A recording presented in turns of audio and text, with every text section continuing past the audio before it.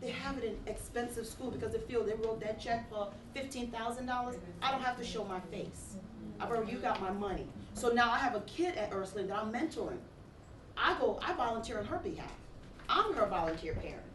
You understand what I'm saying? And it's funny because we go out, she's white, I'm black, who cares? It's my child. You know what I'm saying? It's my child. I'm here for Sarah. Oh, you are? Yes. And they're looking at me like, you know, but that's how it is. It's not about money, it's about time. Children likes that. They love that. They may say, oh, I don't want my mom there. But let me tell you something. It's so important because I have proof. My son, when I showed up to his PTO, when he got into class, his teachers gave him extra credit. Because you know what, your mom's always here. You know what, Tony, we'll help you with this. You can come home for the weekend or come to school and we'll help you. Come to school early, we'll help you with your homework. That's what it is all about. Mothers being involved. Like I said, we're always strong, we're always in front, but now we have to get our fathers to be more proactive, as well as us. Okay, and that's how we do what's in the best interest of our sons. Not only do you have to be involved in the school, but you also got to be involved with their phones, their iPads, their tablets, everything. Because I do random checks. I have a 16-year-old daughter, a Verizon have a 14-year-old program. They have a program where you can tag their phones, like you can monitor what's going on. It is expensive, but it's worth it. My 20-year-old, I just took it off his phone because he turned 20 today. I have it on my 13-year-old phone. It tracks him. If he's out of my sight for more than a day or two, I know exactly where he is. Okay? We've never been apart.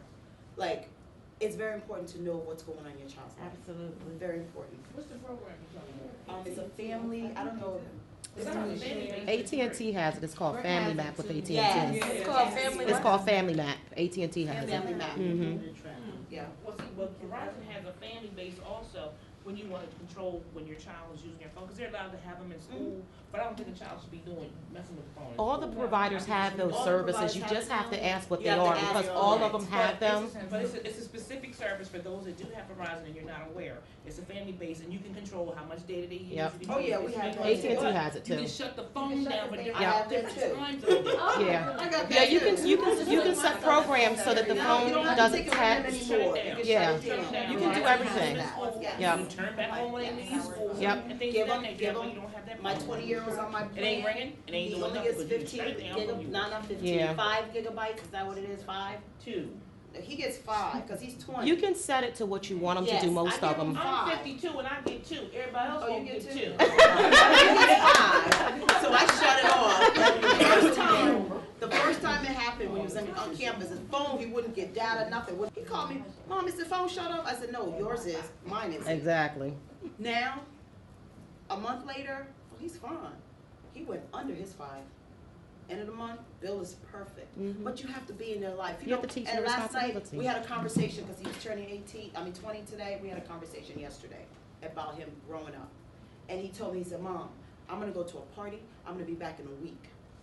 I said, you already 20 and you wanna go to a party, you're gonna be back in a week? What you gonna do when you're 20? What kind of party is that? So he said, I'm gonna party with my boys for a whole week. I'm not coming home. I'm gonna enjoy. He said, Mom, I said, what you want for your birthday while you're enjoying your party for a week? He said, I want a bottle. I said, a bottle? I'm like, you're too grown for a bottle. He said, no, not that bottle, Mom. I want a bottle. So my 13-year-old's like, Mom, he means liquor. I said, oh, really? I don't drink. I said, oh, really? He said, yeah, I want a bottle. I said, okay. I could get that. I could make that happen. So last night we went to, my 13-year-old and I went to BJ's. I bought him, they have these little cute baby bottles and,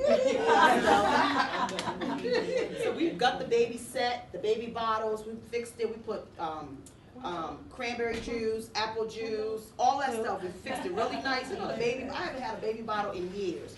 Fixed it really nice. Put on the table with a card. Happy birthday, Tony. You got 5 bottles. Enjoy. I got here and I get a text from him. Ha ha, funny mom. But that's how I'm involved with my children. He was trying to pull my string last night because he know I don't drink. And he was like, what you mean bottle? You 20, I'm not giving you. So he's trying to pull, that's how we communicate. That's how he came to me. Now, some kids won't talk to the parents about that. They'll go out and get drunk, misbehave, and by the time the parents find out, city police is calling them or county police is calling them. Okay? Same thing with my daughter. She's 22, and we communicate like that. Excuse me, sir, Michelle, Yeah, your son is next door. He really wanted me to tell you. yeah, I know. He just sent me a text. Communication, that's what we're talking about. Great, Mom, that is Jackson, I'm wonderful. done. Are y'all done? That's good, because you know what, kids, some kids wouldn't have texted. All she knew was she put him somewhere, now he's moved, I need to let my mother know. Communication is very important. Yeah, I wanna shut my phone off sometime. But it's what's in the best interest of our sons, ladies. We have to do what's in the best interest of our I think that's sons. a good point that you talk about communication and where the kids are. I have a almost 19-year-old daughter. When she was about, I guess 12 or 13, when she wanted to go hang out and start, you know, going places with her friends, and sleepovers and things, I would tell her, he could text me, like they would go skating, and the other parent would take them skating. So I would say to her, well, you can text me when you get to the location. Yes.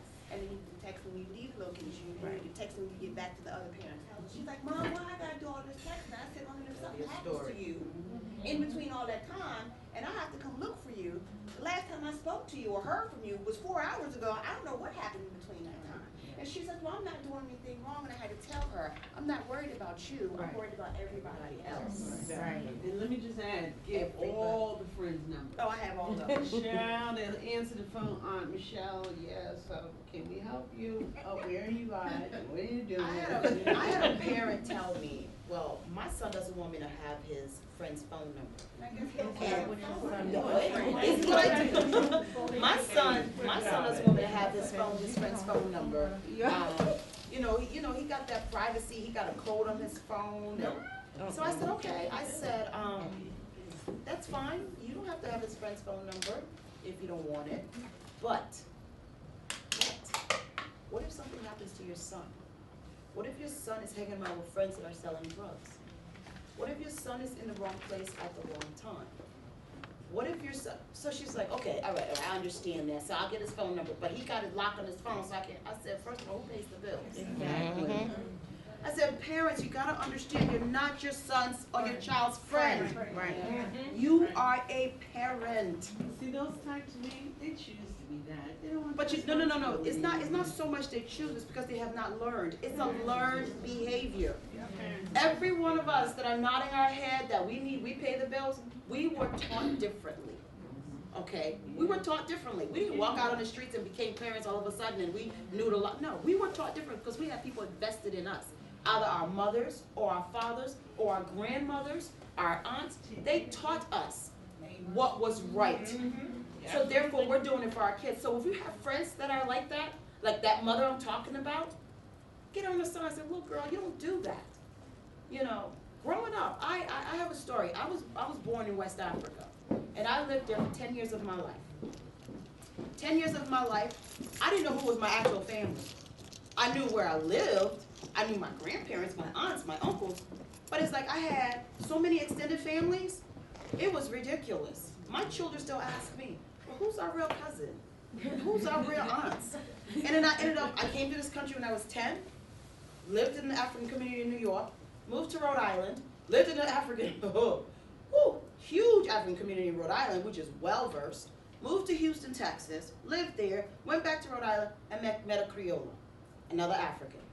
Okay, so now we have extended family. My children, 20 years later, my daughter leaves and moved to Rhode Island 6 months ago. And she thought it was like Delaware, where it's just me, my mom, my grandmother, we ain't got all that family. She moves there. Oh, my And I brought my pastor. Hello, Pastor. How are you? This is the other part of raising those young men. Yes, Pastor Bullock. That's Pastor Bullock, true. Pastor Canaan Bullock. Baptist Church. That's right. And Dwight. We already know who you are. Good to see you. How's everybody? We're doing well. Bring your greetings. I'm just a lowly deacon. No, you're not. No, you're not. Hope you have a good session. It is. It's going well, right, ladies? Yes, very See you. informative. Good. Take care. All right. Thanks for stopping by. So All we'll right. see you. Bless you. So, but my daughter, going back to the story, my daughter moved to Rhode Island 6 months ago. Now, as I told you about the extended family, she moves in with my ex-husband, lived with him for 1 month. Another aunt came and moved her because they were having problems. Moved to another aunt. moved to another aunt. Now she has like, and they're not biological aunt, Right. by the way. They're just people that grew up with me. And they're and she's 21 at the time, they're disciplining her. Well, you can't do this, and she calls me and goes, Mom, why are these people talking to me like this? I said, because they're your, but they're not my biological, it doesn't matter, but you're an only child, that, you know. My daughter sat me down, she said, Mom, I like that. I like that family that you have. I have the Cape Verdean family and I have the Liberian family. And we all intertwined to help me raise my children.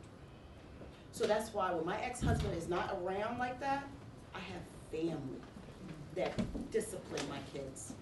And we have that in the Hispanic community, we have that in the Asian community, we had that, I will not lie, in the African American community when I first moved to this world, this country.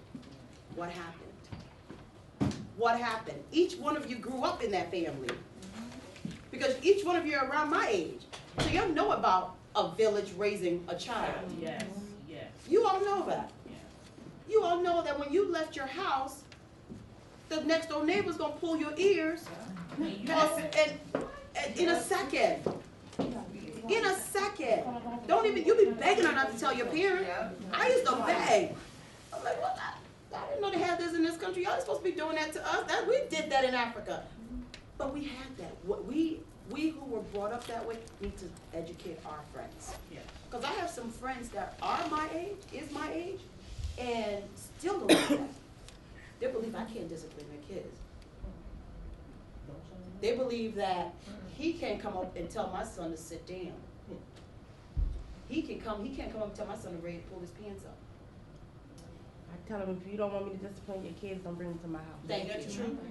They don't even have to be in my house. Well, right, in the street. Get out the street. Oh my God. What you doing in the street? Does your mother know you out there? And that's true, 'cause you know, The street lights about to Now come they on. wanna that's go just like home. at church. You know, when I was going to church, you sitting there.